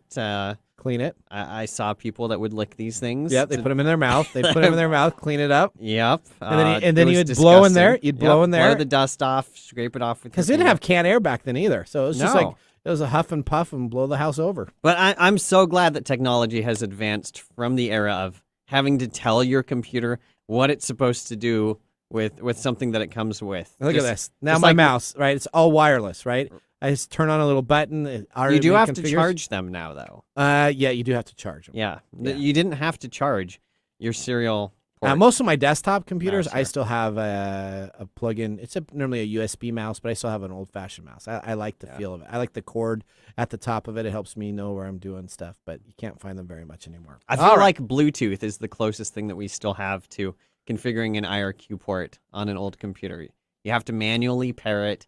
Well, I still have some. I had some infrared mice still. They had the IR channels that you'd have to sync with the little dongle that would be in the USB port. Yeah. So I still have a bunch of those too. Probably Bluetooth is probably the simplest way. But technology in general. I mean, how many times now you just get something with the USB port, you plug it in, Windows figures out what to do with it, or OS X figures out what to do with it. Yeah, it's just amazing, isn't it? You just plug it in and you got your video cameras that work. I mean, we have a third camera in here. It took us 3 minutes to plug it up besides getting the tripod correctly, but I just plug it into my Mac and boom, it's ready to go. That's right. Yep. All right, well, we're going to move on to Mike Gorday's favorite segment. We call this Protect Yourself Today. It is a segment that is based on the current news, breaches, cyber attacks, and identity theft across the globe. Now you need to say this is your drinking segment, because that's what Mike would always say. This is your drinking segment. There you go. All right. We're going to start this right now. Protect yourself today. All right, we're going to start off with story number 1. The U.S. taps, listen to this. We got 2 back-to-back stories. Very interesting. The U.S. taps tech giants to fight ransomware cyber attacks. The Department of Homeland Security enlists Amazon, Microsoft, Google. We talked about these companies in the first hour. That's right. To help them combat cyber threats. So why haven't we done this before?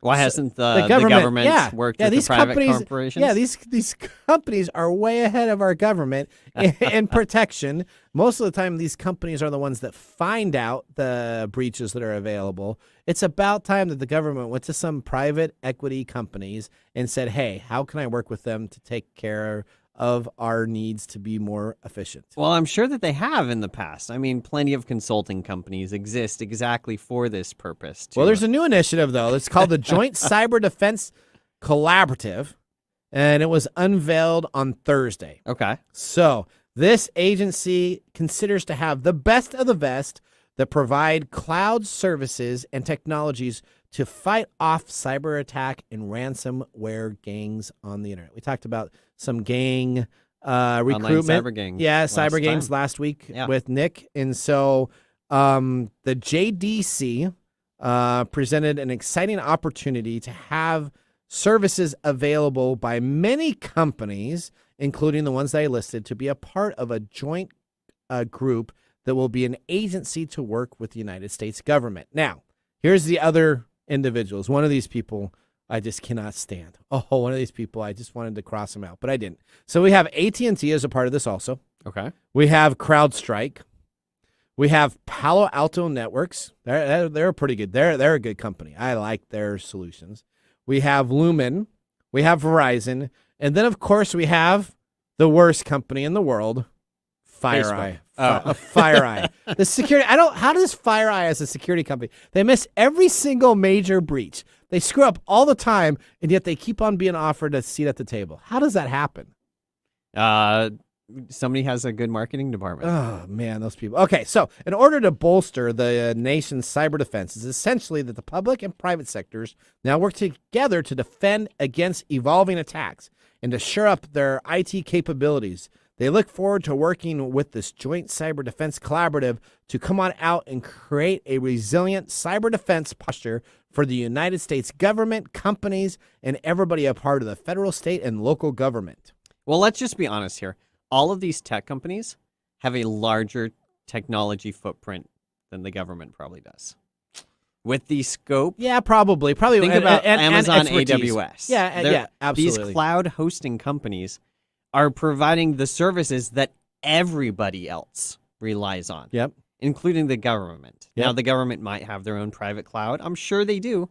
But it's not the size and scope and scale that these other companies have. So Microsoft, Google, Facebook, all those have Amazon, their S3 deployments across everywhere.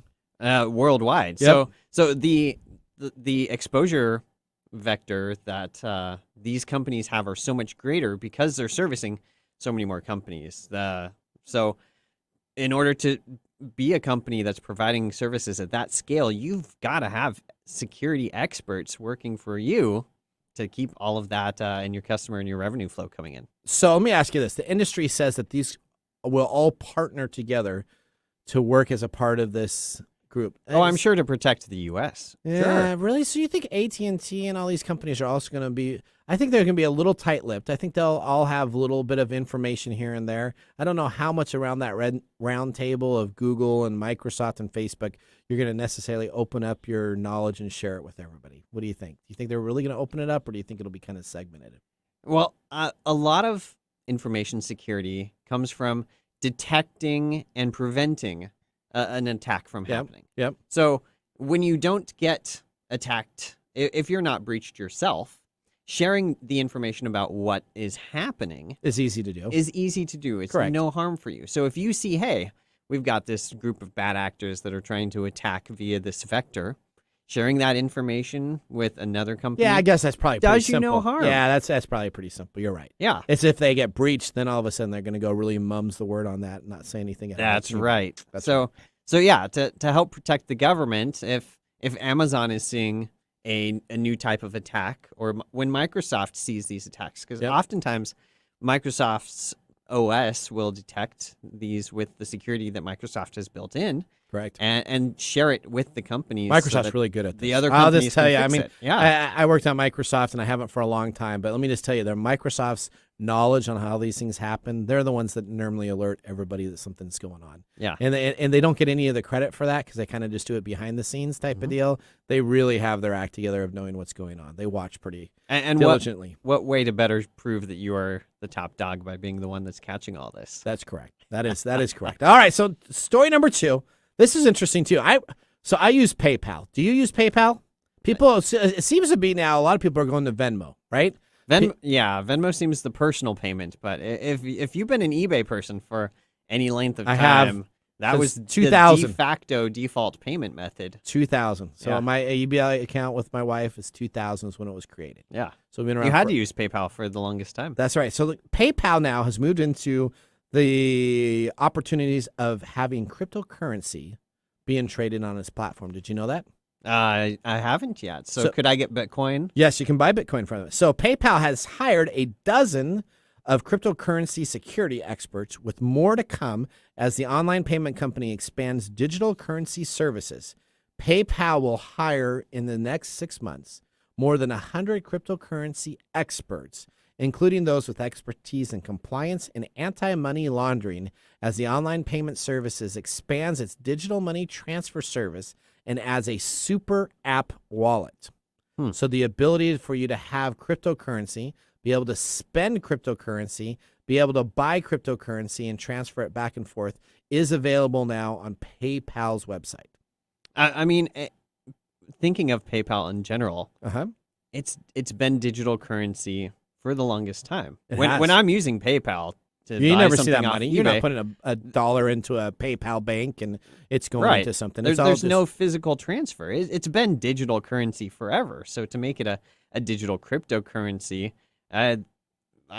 what's the difference really in what you would see on PayPal? Probably very little, because we've been using a digital currency for 20 years. A long time. Since you've been using eBay. Yeah. If you use eBay, that's 20 years you've been kind of into this cryptocurrency and you didn't necessarily know that. It just wasn't crypto at that time. They just didn't have a name for it. Yep. So they have 102 job listings as of yesterday. So I don't know, maybe a couple of them would have filled. That's a lot. 102 job listings on PayPal's website, connecting them specifically to cryptocurrency, blockchain performance, blockchain platform information, and they are looking for jobs in the United States, Ireland, Israel, Singapore, Hong Kong, and Guatemala. PayPal is saying that they will guarantee their super app will be available by the end of this year for their super app wallet that is currently already been launched in the UK, but is coming to the United States. And they are guaranteeing that they will be able to secure the transfers of cryptocurrency just as they do their standard cash currency within their platform. Now, that's a pretty big deal because so far most of the Bitcoin wallets are specifically cryptocurrency wallets. You don't have a bank offering this service. Correct. You don't have a major financial player that is offering to get into that cryptocurrency market because of how volatile it still seems to be. So if PayPal is jumping into cryptocurrency, not only are they going to make it easier to use cryptocurrency, It's going to become a standard. it's going to be an option. Yep. If you buy something on eBay, are you using US dollars or your cryptocurrency? Yeah, if I want to buy something from the UK, do I have to worry about now having a conversion rate from US to... Oh, that still will exist. Do you think That so? Or always- why don't I just pay it in Bitcoin instead? Yeah. Then I don't have to Then you worry might about not. it. Yeah, that's right. All right. Well, that is very exciting. See, we had some exciting news on our Protect Yourself today. We have PayPal that is paying people money to get stuff taken care of, and the government is, of course, going to the private sector and asking for the best support they can possible. Right, because if you're using cryptocurrency right now, you're going to have to trust these other websites that you might not already have your financial services linked to. Correct. But if you've used PayPal, PayPal is that trusted source, so that's the easy way that you're going to be able to I use PayPal all the time. You want to be my fantasy football league? Go pay NathanMum@hotmail.com at PayPal to get in your $40, and you can have a team so that we can play all along with 2 spots that are still open. Also, if you want to send him any of the spam emails. That Yeah, he you can reads. just send it to NathanMum@hotmail.com. Just send me all the spam. Sign me up for them so I can create more and more filters on my free email account. All right. Well, we're going to go take a commercial break. When we come on back, we have a big segment. We're going to be talking specifically about dev kits and what could be worse than having a development kit get out into the public of a Sony company or a Microsoft company and have one of these with back-end abilities to cause grief to a whole network available for bad actors. There might be something worse. Well, Let's find out. We're going to find out. I'm Nathan Mum. We got Jonathan Mum over here and David Brown behind the bar. I will see you guys after this commercial break. Hello, my name is Arthur, and my life's work is connecting people with coffee. Story Coffee is a small batch specialty coffee company that uses technology to connect people to each product resource, which allows farmers to unlock their economic freedom. Try our Medium Roast Founder Series coffee, which is an exotic bourbon variety that is smooth, fresh, and elegant at storycoffee.com. That's STORI coffee.com. Today you can get your first bag free when you subscribe at storycoffee.com with code TechTime. That's STORI coffee.com. Hi, this is Lisa Downs, host of Reigniting You, a new show here on KKNW that explores a variety of topics and timely issues for making mid to late career transitions. I'll be here every Wednesday afternoon at 3 o'clock bringing you guest interviews, career transition advice, and great stories to guide you to what's next in your career and life. Gain a renewed sense of purpose for your next phase with a positive, forward-looking approach. Get ready to be re-energized, recharged, and reignited Wednesdays at 3 o'clock. Hey, babe, I hear that you can download a new voice on Siri. No way. Yes, it's true. It's a voice that goes, hey, you big hunk. What do you want to do and where do you want to go? Stop it. Oh, come on. Okay, I'm kidding. What has tech ever done for our relationships? We can't talk about that on the radio. If you want to eavesdrop on juicy conversations that no one is having around all things love, sex, and relationships, join us right here, 1 p.m. on KKNW and wherever you get your podcast. We look forward to seeing you in the Love Shack. Your business deserves the same expertise as that of a Fortune 500 company. If you need a CIO-level service, why hire a full-time staff member at $250,000 a year when you can get this on-demand service for fractions of the cost? As your CIO on demand, we'll give you the steps you need to take so as to minimize interruption to your business and profitability, and provide you and your business with training and education to prevent future attacks. To get an efficiency review for your business today, contact us at www.ee-services.com. Welcome back to Tech Time with Nathan Mum. We are moving into our third and final segment. But before the break, we were talking off air. Again, everything happens off air here, so it's very interesting. So one of these times we're going to have a stream on Twitch of just the off air stuff because that's really hilarious. No, that's probably not a good idea. You're right, David. No. You're right. What was that segment that we're going to do? He said what? Yeah, he said what? That's what? That made me in trouble. All right, so here's what we got. What was the very first gaming system that you played on in your life? Just real quick, because we have our segment, but I just want to know because we're talking about gaming stuff. PC DOS-based games. PC DOS-based games? Yeah. Okay. David, we'll go to you. Got to go with Atari. 2600, baby. That's exactly what I grew up on. Home Run, Air Sea Battle, Space Invaders. Combat, Missile Command. Combat. Oh, man, those were the days. And you know what? That game company would just come out with one word, combat, and that was the whole game. So you got a little tank, and you're shooting around and going everywhere. And there was poker, too. There was, yeah, that was a great time. Okay, so our next segment is just ready to kick off.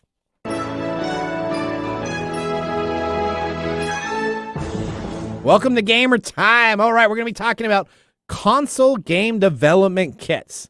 Now, as much as this is a gamer time, it's also a PC area, and I have some great information on this that we'll be talking about in our third segment of Microsoft in the 1990s, because I actually worked in the game department for a little bit, so we'll be talking about it. But game development kits are normally PCs or other devices that are made so that when a game development is happening, you can have publishers work on the newest and greatest systems available so that they can make sure that their games work on a release launch. So let's talk about this.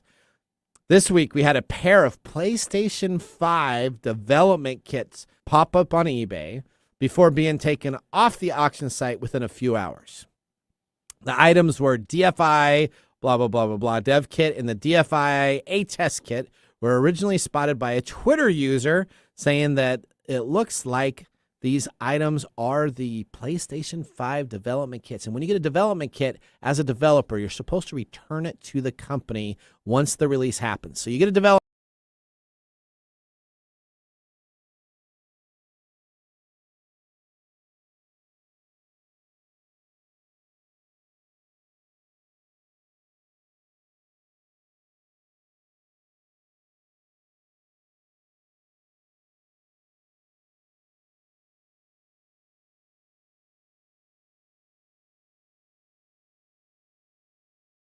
consoles at $3,373. Now that'd be pretty cheap because most of these dev kits exist with information that you would use as a game developer to either make the game pre-release of the console, yep, or with additional debugging and software related to that console so that you could build your game knowing the intricacies of that console and being able to support the features that are there. You're not building a game on a PS5 that you just bought down the street at Best Buy. Correct. And so a lot of these dev kits also have the availability to go back into back-end channels within the company. So this could have gone all the way back to, I don't know exactly because I didn't buy one and I don't know exactly what is in this, but essentially a lot of those would have the ability, like the Microsoft dev kits, where you can go back to the Microsoft network on the back end, the live network.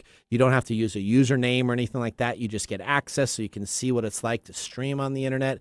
I would assume the PlayStation dev kits probably had access to their PlayStation Store, their networking servers information. And so what happens is this was a hot item talked about on the dark web where there was guarantees people were going to grab these for a minimum of $5,000. They would have easily spent $5,000, probably up to $10,000 for one of these units, because what you could do is you could essentially put it up and you could create probably currency within the PlayStation Store or the Microsoft Store. You could create tokens. You could do a lot of things that would enable you to cheat, to sell stuff that shouldn't be sold about, or even to be streaming at a faster server that if you're participating in an online game would give you an advantage over maybe somebody else. Sure. And with that, a lot of this involves the source code. Yep. The source code for any of these services and the development kits themselves, they have the information that these companies are using themselves to make all of these services for the PS5, for Microsoft, for their Xbox service. So you're getting the raw information. You're not getting the store front end, like you said, of the online platform, because you can't test your game that you haven't released to the public yet on those public servers. You don't want to see your friend logging online on Xbox Live with a game that hasn't been announced yet. Correct. That's not available. Now, we had talked previously about a company, and I know that we were talking about this pre-show. That's right. And so do you want to go into this one talking about source code? Because I have a story after this also about source code. Yep, and this is the follow-up to what was mentioned on previous episodes with the EA hack that happened back in June. You talked a lot about that. Well, the hackers that got into EA's servers at that time, it was known that this was for FIFA 21. Yep. And online capabilities. Right. So how did they actually get in though? That was the one thing that was kind of still vague when we did the story. Yeah, this is great. So the hacker spent $10 to buy a cookie, not the type you eat, but the technology cookie type. From a browser? Yes, from a browser to get an employee's Slack credentials. Slack, the chat service that some companies will use. Okay. So with that $10 account access, the hacker pretended to be an EA employee, contacted the IT department, and using great social engineering, told them, I got locked out of my account, and I need you to reset the passwords so I can get back in. Oh, no, the IT guy did it, too, didn't he? The IT guy did it, because this was the employee's account on their Slack channel that they were using. Okay. So the IT worker was convinced. They got access to this employee's account, and it had the source code and 780 gigabytes worth of information about FIFA 21, their online servers, and even some of the SDK information of how to make the game work with Microsoft's Xbox Live, Sony's PlayStation Network, inner workings of that again aren't necessarily available to the public because it exposes that communication between a company like EA and Microsoft or Sony servers. So now, and then this company was trying to sell it back to EA, right? They were unsuccessful at trying to sell it back for $12 million. So EA didn't want to buy their own code back for $12 million. EA did not. They said, forget it. And then they also tried to sell it on the dark web unsuccessfully. So now it's released publicly. All of that 780 gigabytes worth of data, you can go out there and try to find it yourself out on the internet. It's not even on the dark web. It's just on the internet, I believe. Oh, I'm sure, yeah. So they're not even trying to hide it. They're not. I'm sure EA spent a lot of time and effort to probably rewrite everything related to that source code of the compromise. Yep. And so that all of that probably isn't necessarily used now. But if you're a competitor, you can find out some of the back-end processes that you did. Now, speaking of source code, we're going to go right to the next thing. Did you know the original Xbox source code is available on the internet also? It is. It was about a year ago. About a year ago. And so essentially the emulation, if you have like one of these Raspberry Pi devices or an emulator devices, the Microsoft platform for the original Xbox, the one that I worked with at Microsoft, the very first unit, the great big black X type of deal, source code was released. Yeah. Now, it's a very interesting story when you go through and take a look at it because the leak doesn't know exactly where the original Xbox source code was leaked from. There is no trail. So if you go and you try to take a look at how it was released or anything like that. It wasn't a hacking group. It wasn't a hacking group that took anything. All of a sudden it was just available there so that people can spend time taking the original hardware and titles and working on enhancing the graphics, making them cleaner, making them run better, making them kind of be advanced into the new systems, specifically Jet Set Radio Future, a game I love that game. Okay, is being redone right now with high-end definition graphics. Sega, you should have done this already. So essentially, it's available there. Now the question is, was that released by Microsoft or was it released by a different group? Now I worked on the original Xbox, and we're going to talk about this in one of our 1990s deal. The Microsoft original Xbox specifically enabled people to customize and create different items so that it could compete with the PlayStation 2. Last thing to talk about, what you should not say at work before we head out here. Tesla reported paid $1 million to a former employee who said supervisor called him a racial slur. Marvin Berry said the company failed to act when a supervisor called him with the N-word.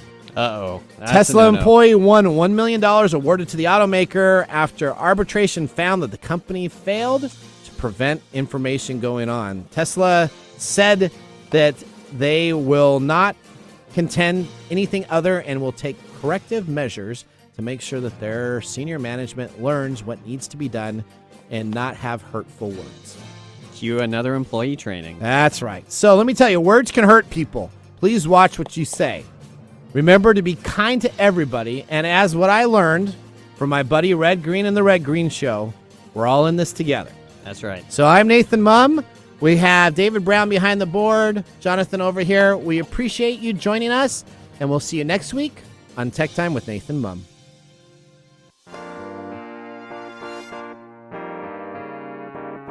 Thanks for joining us on TechTime Radio. We hope that you had a chance to have that moment in technology today. We also have a few other ways to stay connected, including subscribing to our podcast on any podcast service from Apple to Google and everything in between. And also signing up on our YouTube page, where you get to see us live in video. Yep, you can see us chat and have some fun. It's youtube.com/TechTimeRadio. All one word. We hope you enjoyed the show as much as we did making it for you. From all of us at TechTime Radio, remember, Mum's the word. Have a safe and fantastic week. The views expressed on this program are those of the host